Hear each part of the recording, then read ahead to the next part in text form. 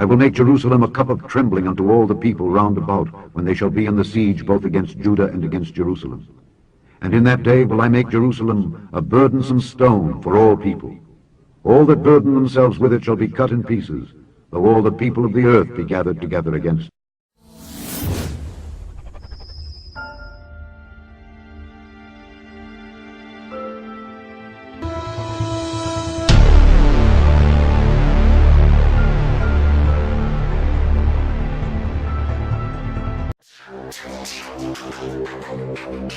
Miss Victoria, hope you're doing really well today. This just came out. It says U.S. to hold economic workshop in June as part of Trump's peace plan. The Bahrain conference is expected to bring together government officials and business leaders from around the world in an attempt to boost investment in Palestinian territories and help jumpstart economic portion of the so-called deal of the century. Okay, first of all, there's something important that we need to think about, and that is that this is called a peace plan. Okay, so therefore, it really could be that it has no connection to Daniel's prophecy. So let's take a look at Daniel's prophecy right now. Let's go to Daniel chapter 9, verse 27. It says, and he shall confirm the covenant. Now, who's he?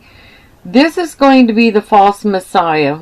It says, and he shall confirm the covenant with many for 7 weeks and a half of 7 weeks.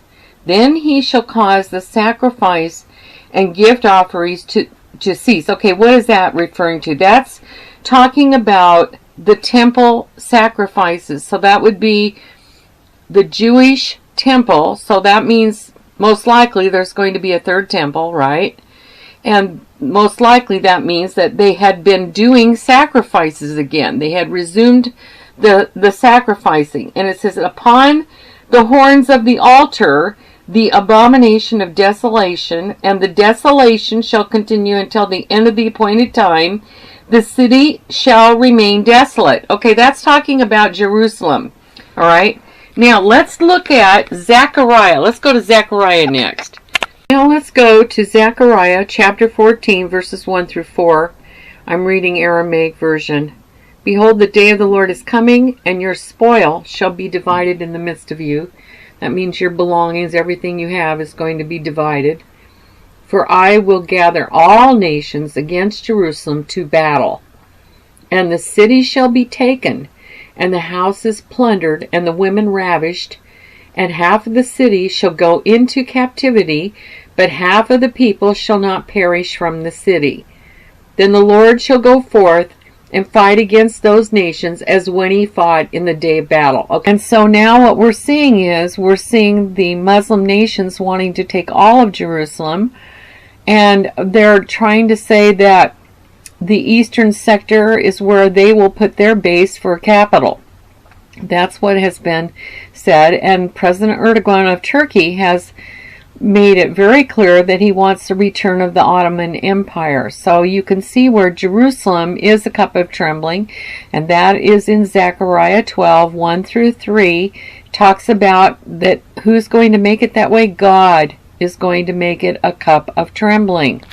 Now let's go on with verse 4 of Zechariah. Verse 4, and his feet shall stand upon the Mount of Olives, which is opposite Jerusalem on the east, and the Mount of Olives shall split in two, half toward the east and the other half toward the west. And there shall be in it a great valley, and half of the mountain shall be left toward the north, and half of it toward the south. So we're going to see there a big earthquake. It's possible that this earthquake that it's referring to could be related to the earthquake that prophet Ezekiel spoke about, that you can read about if you study 38 and 39 of Ezekiel. It talks all about the nations coming against Israel. It talks about a multitude of nations and how that God is going to judge those nations, and it mentions about a great shaking and a great earthquake. It also mentions in Revelation during the sixth seal a great earthquake is going to happen. See, so it's possible that these are all connected, and it is referring to the same earthquake that these different prophets saw. When we look at this, we're talking about a peace plan. We're not really talking about a covenant. However, it's a possibility that it is still going to be that, and I'll tell you how. It could have to do with the third temple. If there's going to be a negotiation of some kind there, because we know from different reports that I've already shown you that the boundaries are going to be affected. Now, let's talk about boundaries for a moment. Let's take a look at Scripture, and let's take a look. Will the city be divided? Let's look at Joel and the prophet Joel and what he said. Go to Joel, number 1 chapter, and let's read verse 6. Okay. A nation has come up against my land, strong and without number, whose teeth are like the teeth of a lion, and his fangs as the fangs of a lion's whelp.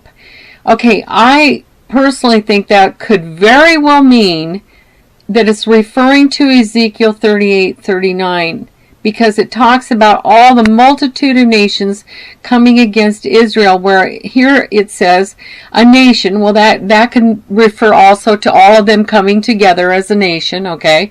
Come up against my land. So what is he telling us? Right there, you are seeing it's saying God's land, all right? It belongs to Yahweh, Yeshua, all right?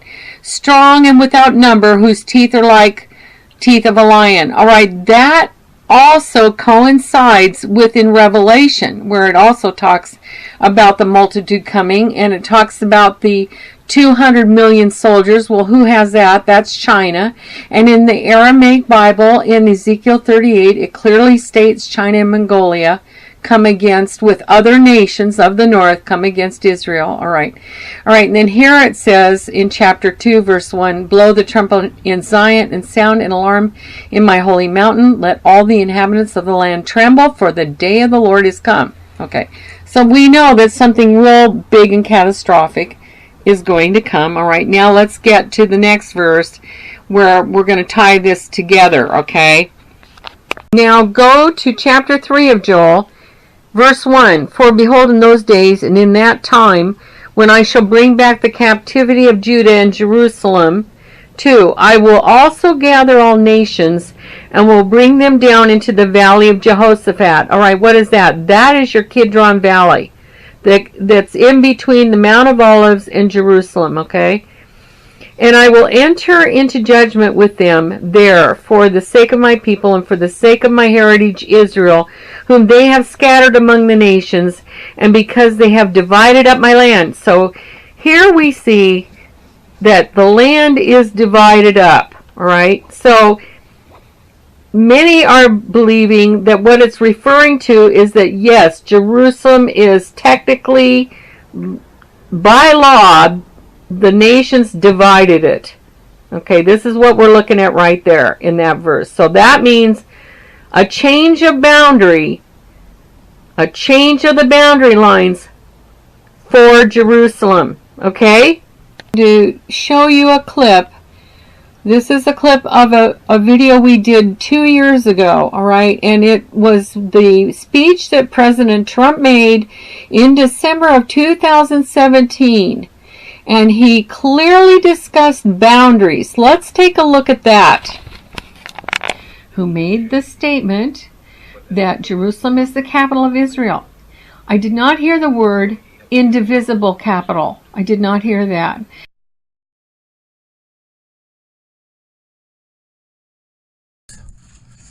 Therefore, I have determined that it is time to officially recognize Jerusalem as the capital of Israel.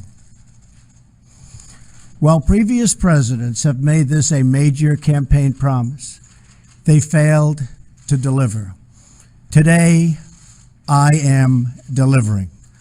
I've judged this course of action to be in the best interests of the United States of America and the pursuit of peace between Israel and the Palestinians. Another thing I want to point out is he said the United States is for a two-state solution. This is what he's saying. This decision is not intended in any way to reflect a departure from our strong commitment to facilitate a lasting peace agreement. We want an agreement that is a great deal for the Israelis and a great deal for the Palestinians. We are not taking a position of any final status issues, including the specific boundaries of the Israeli sovereignty in Jerusalem,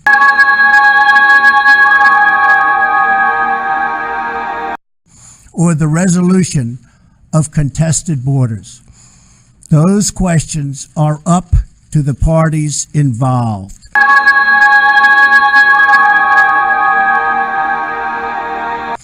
The United States remains deeply committed to helping facilitate a peace agreement that is acceptable to both sides.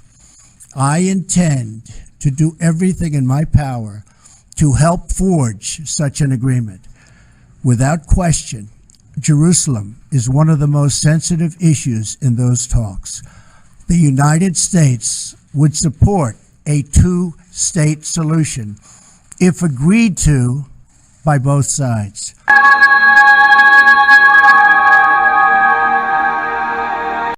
In the meantime, I call on all parties to maintain the status quo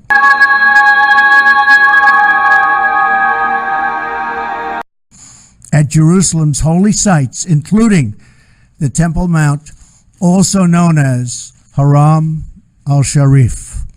Above all, our greatest hope is for peace, the universal yearning in every human soul.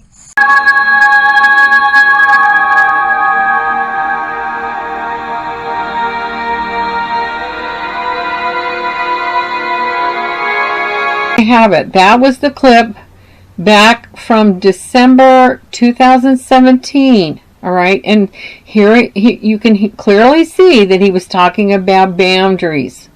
All right, so now here we are, and we are in 2019, and we are now being told that during this conference coming up in Bahrain, that, and I believe that's the 25th and 26th of June, that a part of the peace deal will be discussed or whatever. They're going to, anyway, reveal. Let's just say reveal. Okay, it's going to be revealed. So let's take a look now at the rest of this article.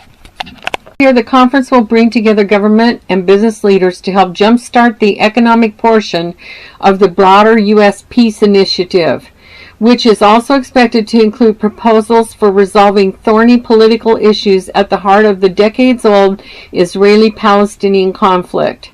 Trump has touted the coming plan as the deal of the century, but Palestinian officials have rebuked the U.S. effort, which they believe will be heavily biased in favor of Israel. Middle East team, led by his son-in-law Jared Kushner and regional envoy Jason Greenblatt, appears intent on focusing initially on the potential economic benefits, despite deep skepticism among experts that they can succeed where decades of U.S.-backed efforts have failed. This will give, hopefully, the people in the region the potential to see what the economic opportunities could be if we can work out political issues that have held back the region for a long, long time, a senior Trump administration official said. In the June 25-26 conference are expected to include representatives and business executives from Europe, Middle East, and Asia.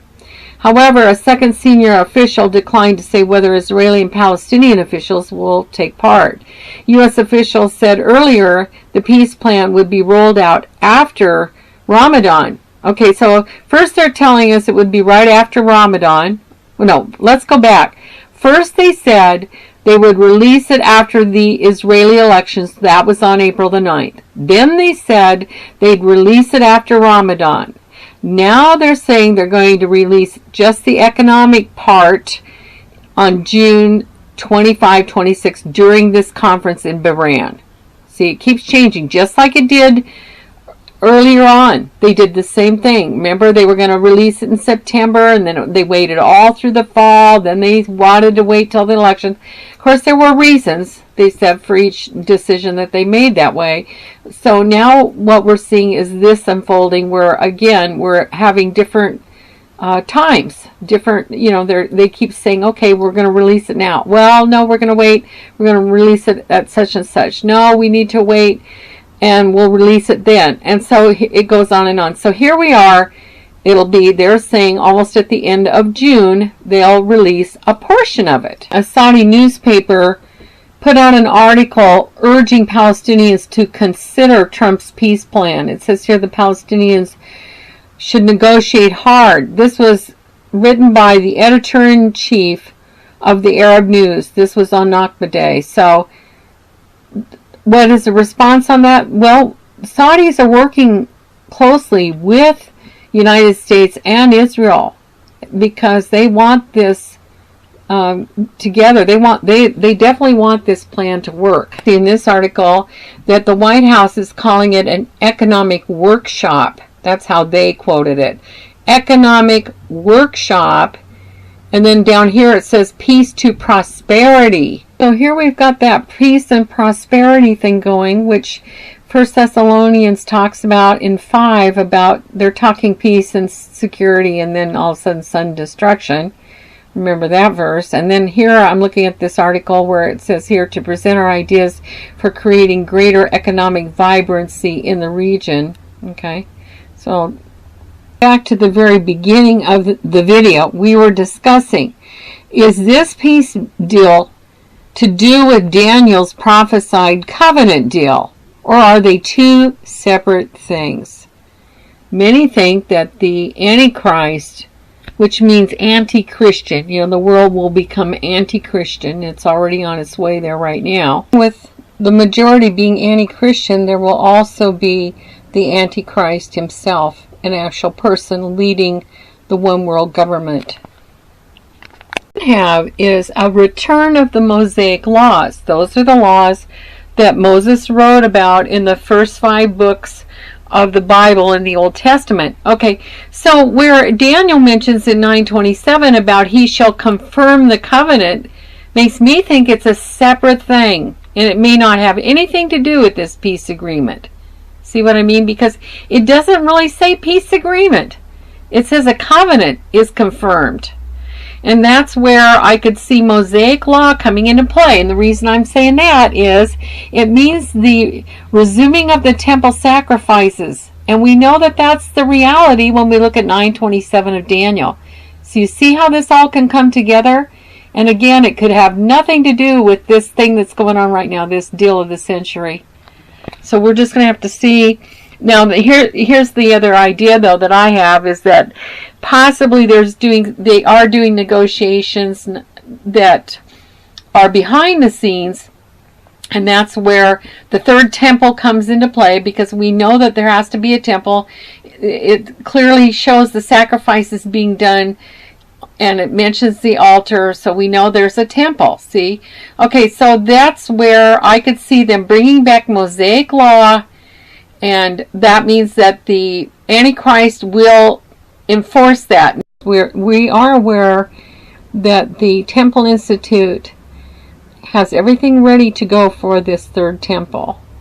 And so that means they want to, they've already been doing the sacrificial enactment every year in these recent years under the Sanhedrin. And so we see that they already teach the priests, they've got all the priests there. They have like a priestly institute. All of these things are all ready to go. And the red heifer we see is ready. And that red heifer, there was a video that we put out on that. So you can see everything's ready to go. So now, naturally, we're watching to see what kind of a deal of the century this is. And will these different laws, the Mosaic laws, return to the world? And then that's where Daniel's verse makes sense. 9:27 about the sacrifices being stopped. So that means that they must have had a temple, because they were doing sacrifices. Now we know we have the 7 Noahide laws already in effect. That came under the Education Enactment in 1991. H.W. Bush signed that into effect. And then the different presidents sign off on it. And so President Trump just did that recently. So see, that's in effect.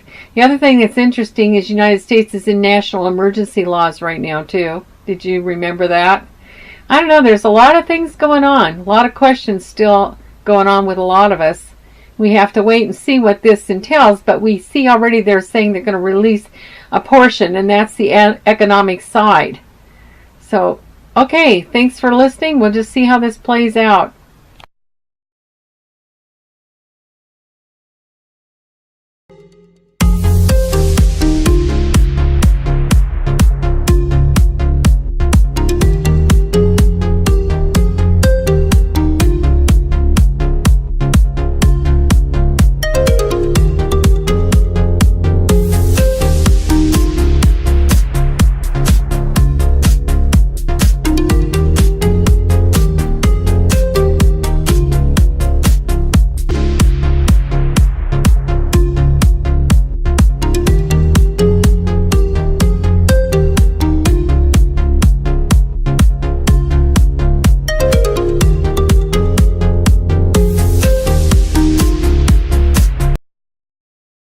Him and be ready for him.